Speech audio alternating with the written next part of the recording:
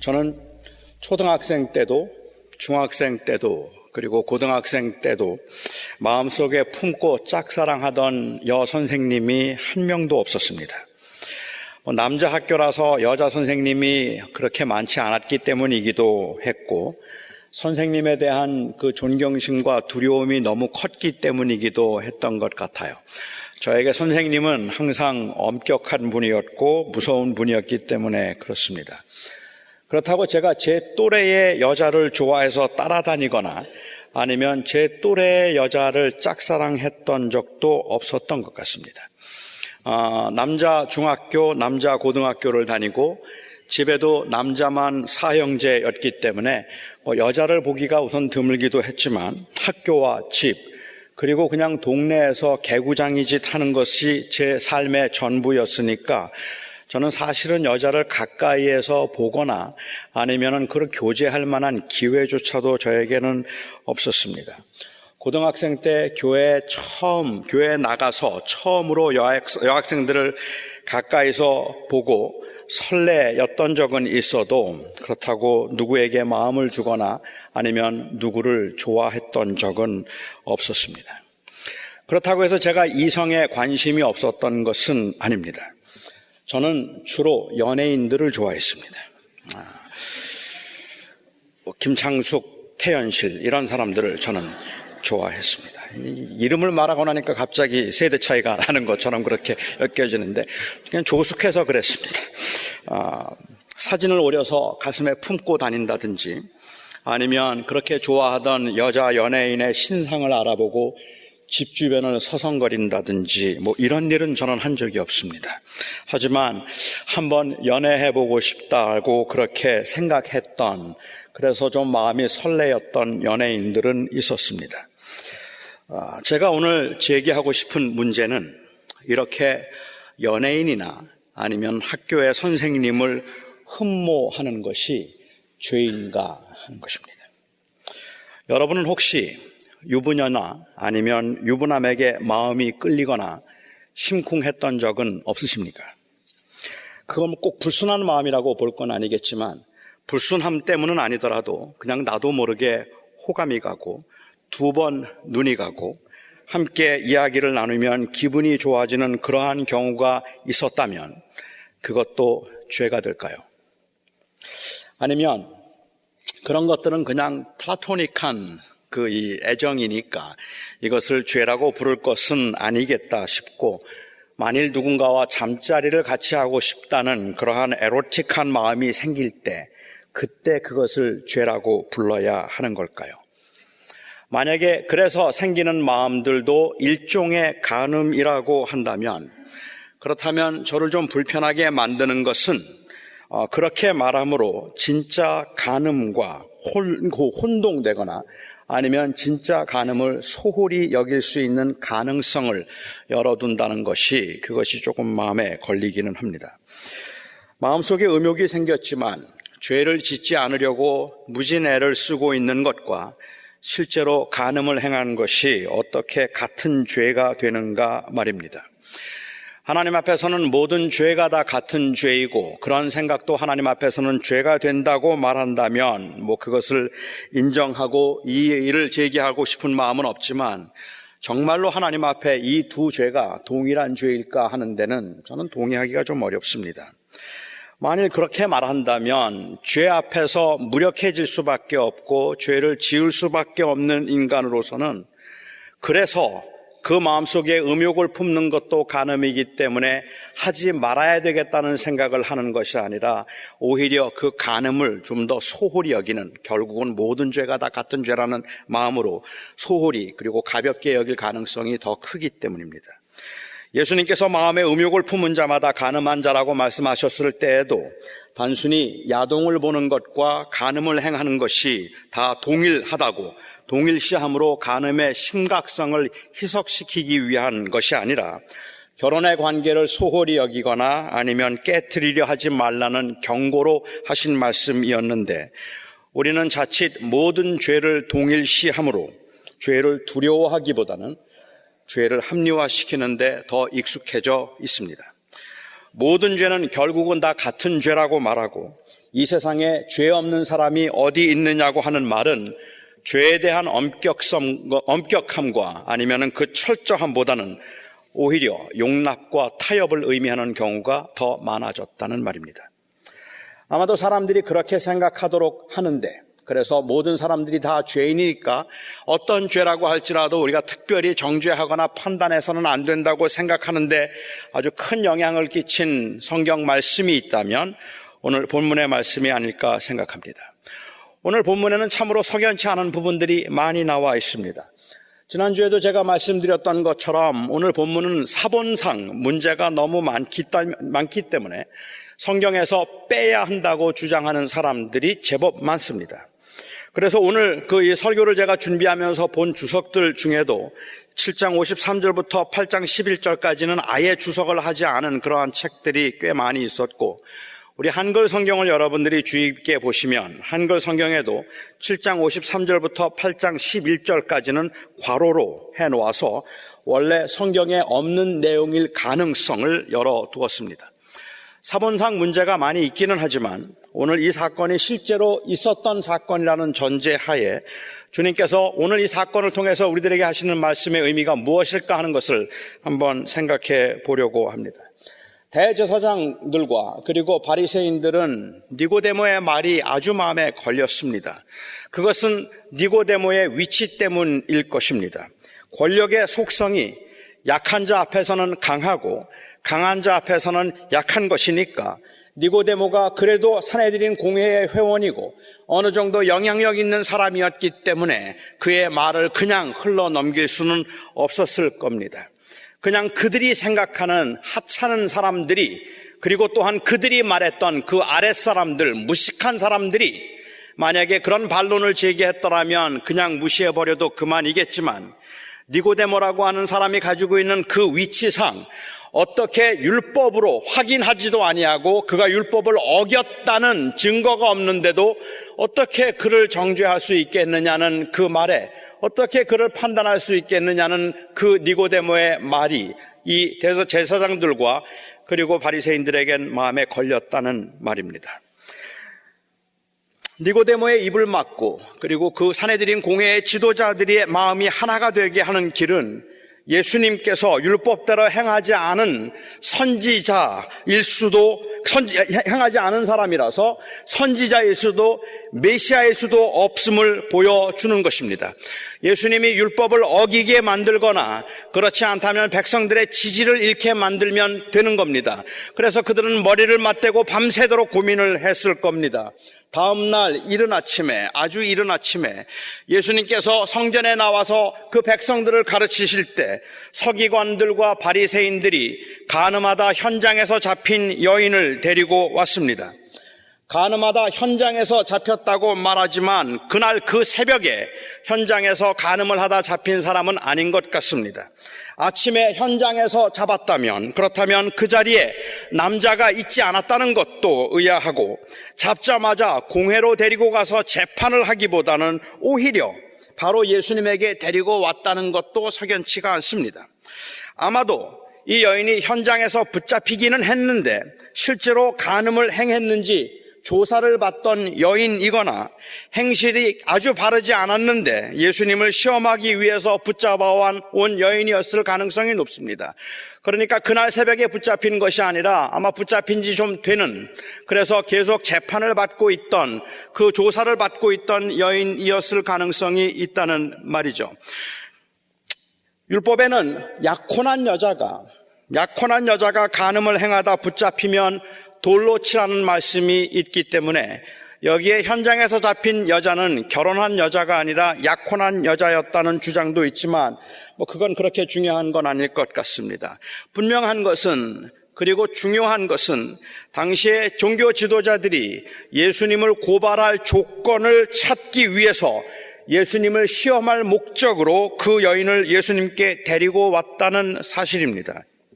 이 여인이 어떠한 여인이었는가 하는 것을 확인하는 것보다는 예수님으로 하여금 율법을 어기도록 만드는 게 서기관들과 바리새인들의 목적이었습니다. 아주 난감한 상황에서 가늠하다 현장에서 잡힌 여자가 있는데 이러한 여자들은 어떻게 해야 되는 겁니까? 모세의 율법에는 돌로 치라고 했는데 정말 돌로 쳐도 되는 겁니까? 라는 그러한 질문이나 아니면 이런 상황에서 선지자라면 도대체 어떤 그러한 해안과 아주 특이하고 그리고 확실하고 권위 있는 그러한 성경적 해석을 할 수 있을까? 율법적인 해석을 할 수 있을까? 그것이 궁금해서 예수님에게 그 여인을 데리고 온 것이 아닙니다. 이 여인이 진짜로 죄가 있는가 없는가를 확인하고 죄가 있을 경우에는 어떻게 판결을 내려서 어떤 벌을 내려야 되는가 하는 것을 율법 선생이고 선지자였던 예수님에게 듣고자 하여서 지혜를 구하여서 데리고 온 것이 아니었다는 말입니다. 그렇기 때문에 그 여인이 누구였는가 하는 것은 그렇게 중요한 것이 아닙니다. 중요한 것은 예수님을 시험하여서 고발할 조건을 찾기 위한 것이었기 때문에 과연 예수님이 이 함정에 빠질 것인가, 그것이 그들에게는 가장 큰 관건이었습니다. 이것은 명백한 함정이었습니다. 율법에 의하면 하나님의 이름을 망령되이 일컫는 자도 돌로 쳐서 죽여야 합니다. 하지만 로마의 통치 아래 있었던 그 유대 지도자들은 사람들을 마음대로 죽일 수가 없었습니다. 그들은 예수님께서 당신이 하나님이라고 그리고 하나님의 아들이라고 말함으로 하나님의 이름을 망령되이 일컬었기 때문에 죽여야 한다고 생각했지만 그들에게 사람들을 처형할 수 있는 권한이 없었기 때문에 본디오 빌라도에게 데리고 가서 재판을 받도록 하고 그가 그 사형을 당하도록 그렇게 압력을 넣었던 것입니다. 그들은 예수님이 하나님의 이름을 망령되이 일컫는 참남한 죄를 범했다 할지라도 그들에게 그 권한이 없다는 것, 죽일 수 있는 그 권한이 그들에게 없다는 것을 참으로 애석하고 안타깝게 생각하고 있었다는 말입니다. 하나님의 율법에는 반드시 죽이라고 했어도 로마 정권의 허락 없이는 함부로 사람을 죽일 수 없는 것이 그들의 현실이었습니다. 그러니까 주님께서 그 여인을 죽여야 한다고 말한다면, 모세의 율법대로 그 여인을 죽이라고 말한다면 로마 정권에 대항하는 자로 고발을 하면 되는 것이고, 그 여인을 죽이지 말아야 된다고 하면 율법을 어긴 자가 되어서, 아니 비겁한 자가 되어서 백성들의 지지를 잃어버리게 될 것이며 그는 틀림없이 선지자가 아닙니다. 당시 종교 지도자들이 생각했던 아주 난해한 문제였기 때문에 그것은 예수님을 율법을 어긴 자로 몰아갈 수 있는, 그렇지 않다면 로마 정권에 고발해서 손발을 꽁꽁 묶어 잡아갈 수 있는 그러한 아주 최고의 함정이었습니다. 이것을 빠져나갈 길이 없어요. 그런데 주님께서 이 상황을 반전시키셨습니다. 너희 중에 죄가 없는 자가 먼저 돌로 치라는 말씀을 하셨고, 이 말씀에 어른으로부터 젊은이까지 모두들 물러났기 때문에 상황이 반전되었습니다. 그런데 여러분, 이 상황이 이해가 되십니까? 정말로 이해가 되십니까? 저는 이 말씀이 왜 상황을 반전시키는 말씀이 되었는지가 이해가 되지 않았습니다. 이렇게 한번 제가 각색해 보면 어떨까요? 그날 아침에 예수님께서 성전에 나가셨고 예수님의 가르침을 받기 위해서 많은 군중들이 예수님 주변에 모였습니다. 그렇게 예수님께서 막 가르치기 시작하실 때 그곳에 바리새인들과 서기관들이 한 무리를 이루어서 여인 하나를 끌고 예수님 앞으로 왔습니다. 그리고는 그 여인 주변에 둘러서서 예수님에게 이 여인을 가늠하다 현장에서 잡힌 여인인데 어떻게 해야 할지 물었습니다. 그때 예수님께서는 즉각적으로 대답을 하지 아니하시고 죄 없는 자가 먼저 돌로 치라는 말씀도 하지 아니하시고 그냥 허리를 굽혀서 땅에다가 무언가를 쓰셨습니다. 예수님께서 땅에 무엇을 쓰셨을까 하는 것에 관해서는 많은 사람들이 짐작과 추측을 할 수 있겠지만 사실은 정확하게는 알 길이 없습니다. 아마도 그들로 하여금 조금 더 생각을 하도록 하기 위해서, 조금 더 깊이 자기를 돌아보도록 하기 위해서 시간을 주기 위한 제스처였다고 생각할 수도 있을 것 같아요. 그들은 말없이 무언가 그 땅에 쓰고 계시는 주님을 자꾸만 재촉했습니다. 어떻게 해야 될까를 계속해서 물었습니다. 한 여인의 운명이 달린 상황에서 그렇게 답을 재촉할 일이 아닌데도 그들은 답을 재촉했습니다. 마침내 주님께서 허리를 들고 그리고 허리를 펴고 일어나면서 말씀하셨습니다. 너희 중에 죄 없는 자가 먼저 돌로 치라. 그런데요, 그 말을 듣고 주변에 있던 사람들이 다 하나씩 둘씩 어른으로부터 젊은이까지 다 밖으로 물러갔습니다. 집으로 돌아간 것이 아니라 밖으로 뒤로 물러갔다는 말입니다. 한글 성경에서도 재미있게 번역되었는데 누구든지 죄 없는 자가 돌로 치라고 말씀하셨을 때 사람들이 나갔다. They all went out. 라고 이렇게 번역이 되어 있습니다. 영어 성경 중에도 ESV나 아니면은 NIV 같은 성경에서는 they went away라고 그렇게 번역이 되어서 멀리 가버렸다고 그렇게 번역을 하고 있어요. 저는 한글 성경이 조금 더 정확했다고 생각합니다. 그냥 밖으로 나간 겁니다. 그리고 그 가운데 섰는 여자와 예수님만 남았다고 한글은 번역을 하고 있습니다. 번역이 좀 애매하죠. 이상하죠. 다 가고 예수님과 여자만 남았는데 어떻게 그 여자가 그 가운데 서 있다고 말을 하는지 그게 잘 이해가 안 된다는 말이죠.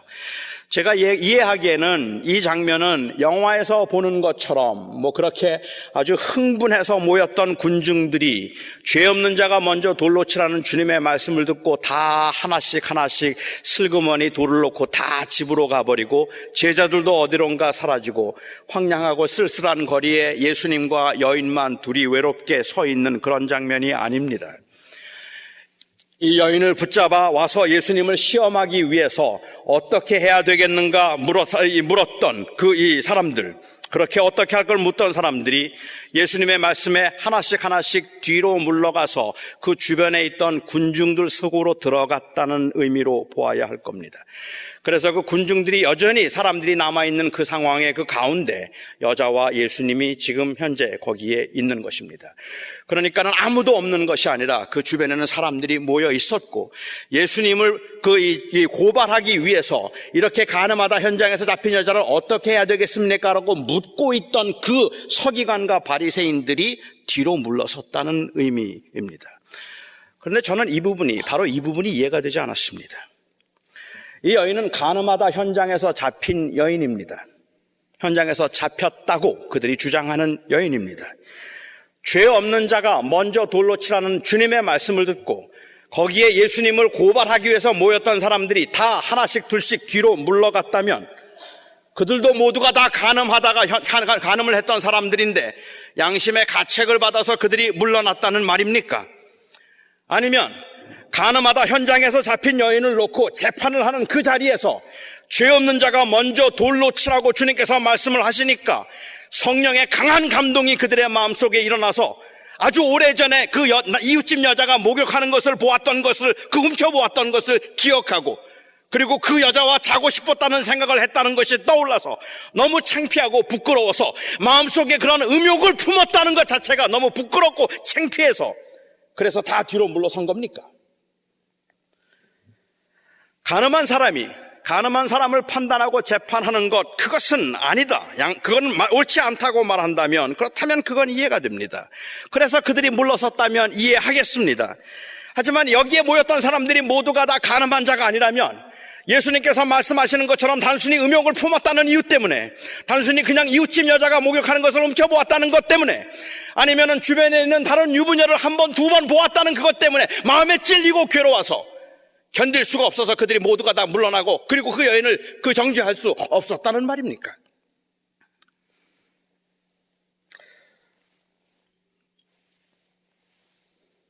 도둑질한 사람을 재판하면서 우리 모두 한 번쯤은 다 탐심을 가진 적이 있으니 우리는 이 사람을 판단할 자격이 아무에게도 없습니다. 그러니 우리는 모두 그를 용서해 주어야 합니다. 이 논리는 사실은 너무 빈약합니다. 그거는 맞는 논리가 아닙니다. 왜냐하면 그 재판은 탐심에 대한 재판을 하고 있는 것이 아니라 도둑질에 대한 재판을 하고 있는 것이기 때문에 그래요. 도둑질한 사람을 재판하면서 그러면서 그 어떤 사람인데 탐심이 있는 사람들은 이 사람을 재판할 자격이 없다고 말할 수 없다는 말입니다. 만약 거기에 모여있던 사람들 중에 어떤 사람이 예수님의 말씀에 항변을 해서 나는 완전한 사람이 아닙니다. 선생이요, 나도 완전한 사람이 아니라서 나도 하나님 앞에 죄가 있음을 나는 인정합니다. 하지만 율법의 요구는 누구든지 음욕을 품은 자들은 돌로 치라는 것이 율법의 요구가 아니라 간음을 행한 자는 돌로 치라는 것이 율법의 요구였기 때문에 이 여인이 진정으로 간음을 행했다면 돌로 치는 것이 마땅하다고 저는 그렇게 생각합니다. 라고 만일 어떤 사람이 그렇게 항변을 했다면 그 사람은 자기 눈에 있는 들보는 보지 못하는 뻔뻔한 사람이 되는 겁니까? 그게 더 정당한 거 아닙니까? 그 재판은 간음에 대한 재판이지 음욕에 대한 재판이 아니잖아요. 저는 주님이 이것이 함정이었다는 사실을 알고 있었다고 저는 생각합니다. 그래서 주님께서는 죄 없는 자가 먼저 돌로 치라고 말씀을 하셨습니다. 많은 사람들은 주님께서 이 말씀을 하시면서 신명기 17장 7절에 있는 말씀을 염두에 두고 이 말씀을 하셨을 것이라고 생각을 합니다. 신명기 17장 7절에 있는 말씀입니다.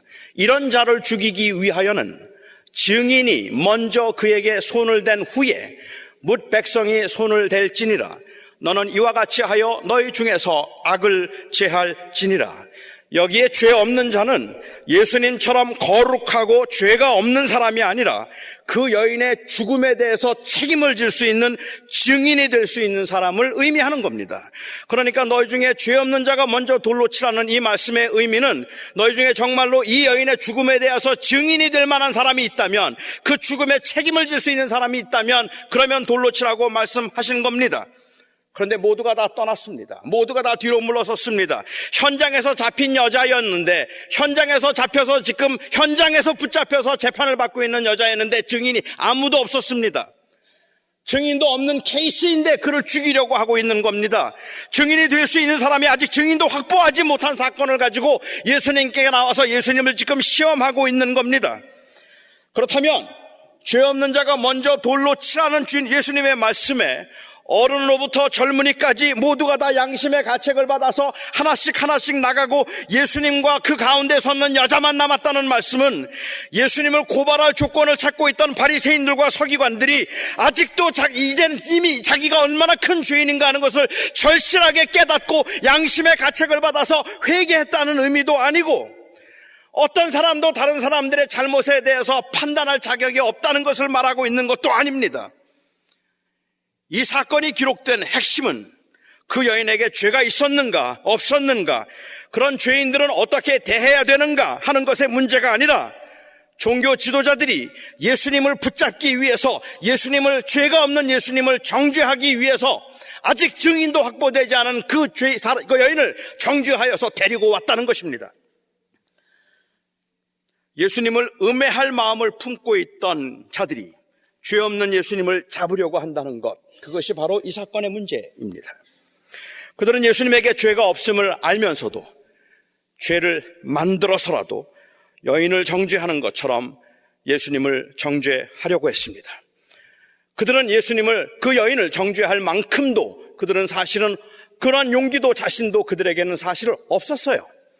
그래서 그 여인을 죄 없는 자가 먼저 돌로 치라는 말씀처럼 이 여인에 대해서 증인이 될 만한 사람은 돌로 치라는 그 말씀에 아무도 증인이 될 수가 없어서 다 뒤로 물러섰다는 말입니다. 그런 그들이 그 여인을 빌미로 예수님을 고발하고 예수님을 정죄하려고 하고 있는 것입니다. 주님께서는 죄 없는 자가 먼저 돌로 치라는 이 말씀을 한마디 하시고는, 그리고는 다시 허리를 굽혀서 땅에다 무언가를 쓰셨습니다.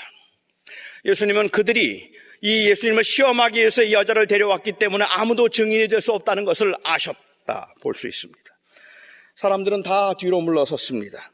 얼마 후에 주님은 다시 일어나서 홀로 있는 그 여인에게 물으셨습니다. 여자여, 너를 고발하던 자들이 어디에 있느냐? 너를 정죄한 자가 없느냐? 아무도 너에게 돌을 던지지 않았느냐? 아무도 돌을 던질 수 없었습니다. 그들은 그 여인을 정죄할 수 없었습니다.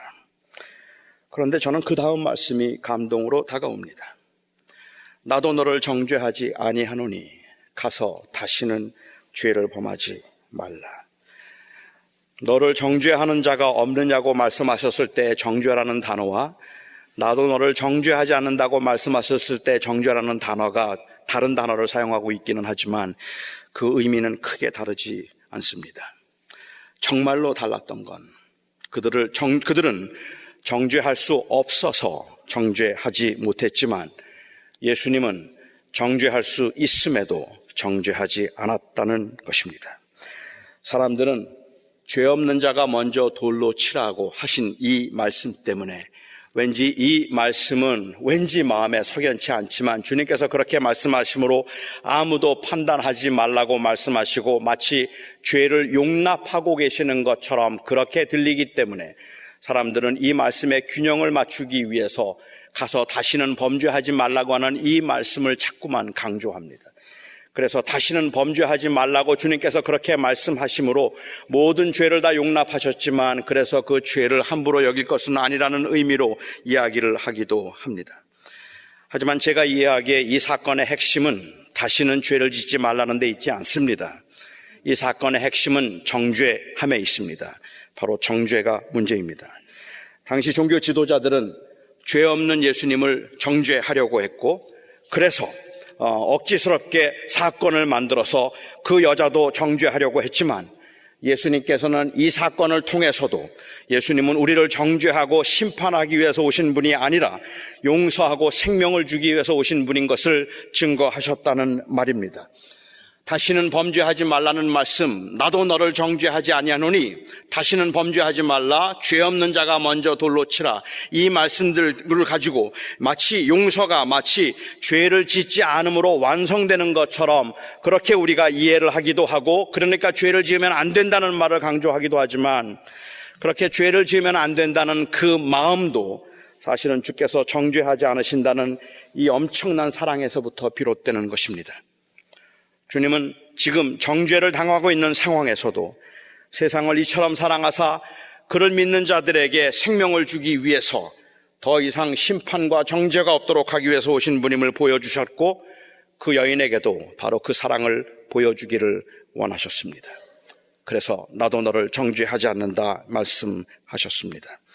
예수님은 그 여자가 죄가 없음을 확인하고 나서 아니면 다시는 죄를 짓지 않겠다는 다짐을 받고 면죄한 것이 아닙니다.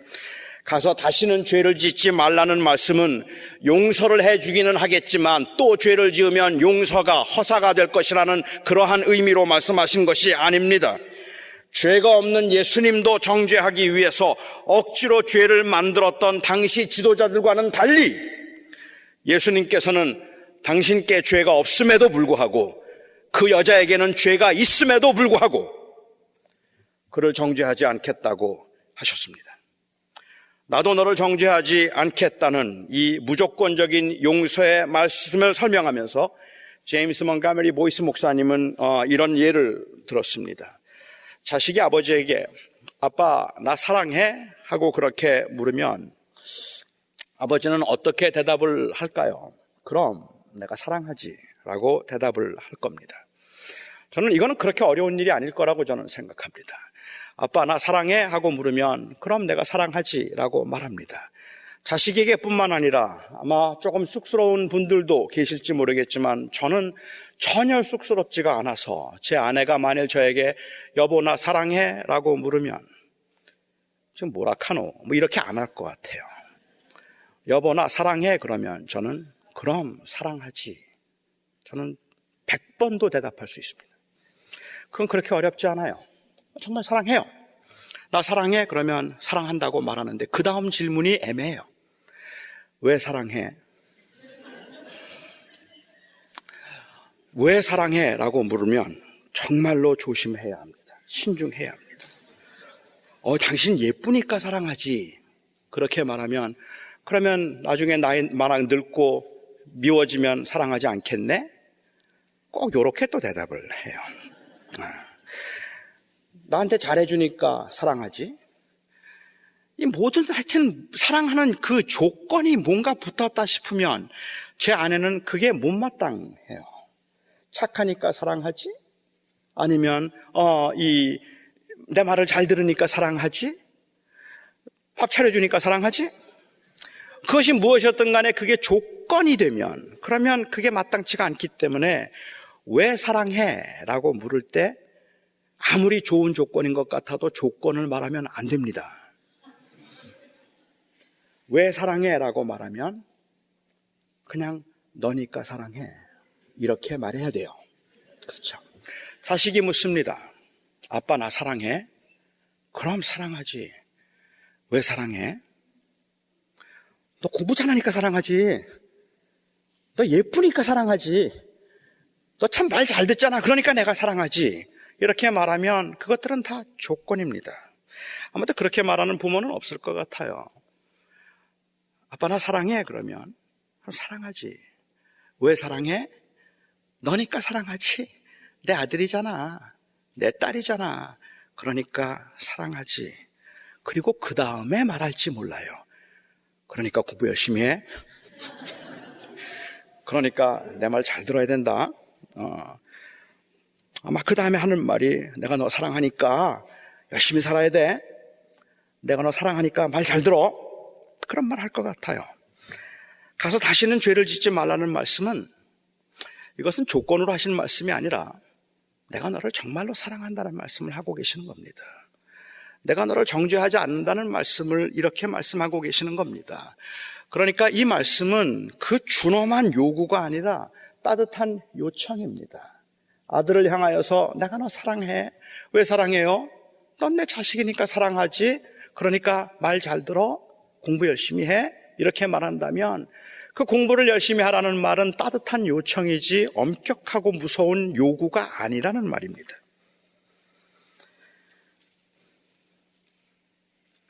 이것은 정죄함을 받지 않기 위한 율법적 요구가 아니라 정죄함이 없는 은혜로의 초청에 대한 기꺼운 반응입니다.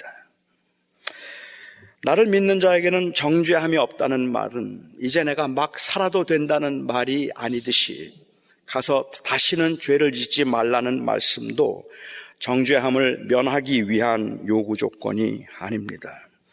다시는 죄를 짓지 않겠다는 결심을 가능하게 하는 것도 다시 그럼에도 죄를 지었을 때 또 뉘우치며 일어설 수 있게 만드는 것도 나도 너를 정죄하지 않는다는 바로 그 주님의 선언 때문입니다.